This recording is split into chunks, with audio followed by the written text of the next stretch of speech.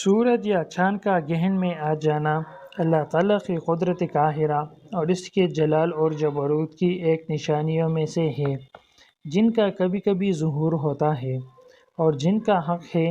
کہ جب ان کا ظہور ہو تو اللہ کے بندے عاجزی کے ساتھ اس قادر و قہار عظمت و جلال کے سامنے جھک جائے اور اس سے رحم و کرم کی بھیک مانگے۔ رسول اللہ صلی اللہ علیہ وآلہ وسلم کی حیات طیبہ میں ٹھیک اس دن جس دن آپ کے شیرخوار صاحبزادے ابراہیم تقریباً 1.5 سال کی عمر میں انتقال ہوا تھا،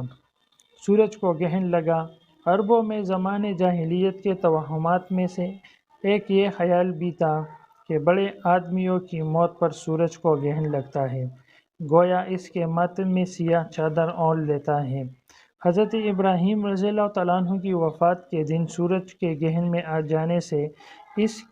توہم پرستی اور غلط عقیدے کو تقویت پہنچ سکتی تھی، بلکہ بعض روایات میں ہے کہ کچھ لوگوں کی زبانوں پر یہی بات آئی۔ رسول اللہ صلی اللہ علیہ وآلہ وسلم نے اس وقت غیر معمولی حیثیت اور انتہائی فکر مندی کے ساتھ اللہ کے حضور میں جماعت سے 2 رکعت نماز پڑھی۔ یہ نماز بھی غیر معمولی قسم کی تھی۔ آپ نے اس میں بہت طویل قرات کی اور قرات کے دوران آپ بار بار اللہ کے حضور جھک جاتے تھے، گویا رکوع میں چلے جاتے تھے،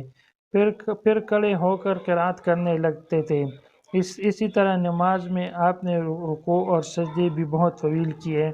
اور اثناء نماز میں دعائیں بھی بہت اہتمام اور ابتہال کے ساتھ کی۔ اس کے بعد آپ نے خطبہ دیا اور اس میں خاص طور پر اس غلط خیال کی تردید کی کہ سورج یا چاند کو گہن کسی بڑے آدمی کی موت کی وجہ سے لگتا ہے۔ آپ نے فرمایا کہ یہ محض جاہلانہ اور توہم پرستی ہے جس کی بنیاد کوئی نہیں، یہ تو دراصل اللہ کی قدرت و سطوت اور اس کے جلال اور جبروت کی نشانی ہے۔ جب ایسی کوئی نشانی کا ظہور ہو تو عاجزی کے ساتھ اس کی طرف متوجہ ہونا چاہیے۔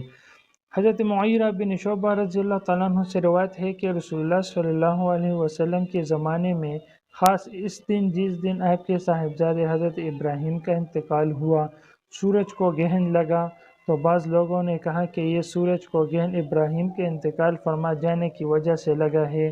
تو رسول اللہ صلی اللہ علیہ وآلہ وسلم نے فرمایا